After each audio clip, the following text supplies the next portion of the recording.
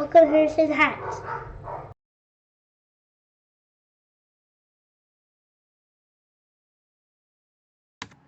Hey guys, welcome back to Harrison Hacks. Doing another top 10 forgotten favorites. Today we're going to be focusing on the Sega Genesis. So let's get right into it. Coming in at number 10, we have Battle Squadron. This is a really great shoot 'em up. Definitely really fun. I try to add as many different style of games as I can to my top 10 forgotten favorites. I'm not a big shoot 'em up guy, even though I do add them to my top 10s, and the reason being is if I were to play one for a certain system, this one being on the Sega Genesis, Battle Squadron would definitely be my top choice as far as forgotten favorites go. Coming in at number 9, we've got Super Baseball 2020. What I really like about this game is, you'll see right here in the video, the cutscenes are really cool. I mean, really nice. Very different from most baseball games. It's similar to Base Wars for the NES, which I'm a huge fan of. And once I found this game, I thought, wow, this is really fun. And I get a lot of game time in with this baseball game. So definitely something to check out. That's Super Baseball 2020. Really cool game. Coming in at number 8. We have Blades of Vengeance. Blades of Vengeance is similar to a Castlevania. It's got a little bit more going on. Obviously, you're the lead female character and stuff like that. But it's a really cool game. It's something to check out. I like the graphic style of it. I really think it looks really nice. They did a good job with pretty much everything in the game. It just flows really nicely, and it's a lot of fun to play. So something to check out if you're into Castlevania type games and stuff like that. Coming in at number 7, I have another sports title. This one is Jammit. And Jammit is really cool. They do these nice cutaway scenes when you're going for a dunk or you're doing something really cool. So, and I like the art style of this game as well. You know, it reminds me of like where I grew up. You can see all the city in the background, and you got the spray paint on the walls and all that kind of stuff. So it just looks really cool. It takes me back, and I really enjoy this. And this is a forgotten favorite. I mean, I do enjoy NBA Jam, don't get me wrong, but Jam It is definitely something to check out. That took my 7th spot. Coming in at number 6, if you like Final Fantasy, I think you're really going to like this. This is called New Horizons. And this is a really cool game.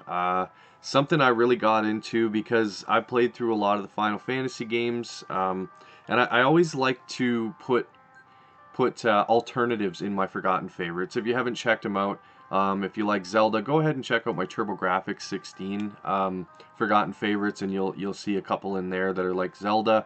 So if you played through the Final Fantasies, the New Horizons is definitely something to check out. They did a really good job with this as well. Coming in at number 5, it's actually a puzzle game, and I really like this game. I put a lot of man hours into this game, just playing it like crazy. As you can see, it's pretty simplistic on the first level. It does get more difficult, but if you're into puzzle games, definitely check out Shuvit. It's called Shuvit the Warehouse Game, but I just call it Shuvit. Definitely a really fun game. Good to play with friends and stuff too. Coming in at number 4, Awesome Possum.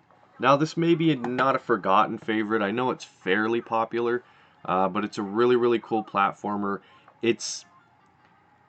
I enjoy this, I think, just as much as I enjoy the Sonic games. Awesome Possum's got its own little style. It looks really cool, and it's just, there's a lot of fun. Things change it up. I almost feel like, to me, when I play it, it's a mixture between a Donkey Kong Country type gameplay as well as Sonic, kind of mixed in together. So I really enjoy this game. Definitely check that out. Alright, let's get into the top 3. So with number 3, we're going to have Midnight Resistance. Now, right away off the bat, this looks like Contra, and that's exactly what it's very similar to. I enjoy all the Contra games, and again, this one here, if you enjoy Contra but you burn through them all, definitely give this a look.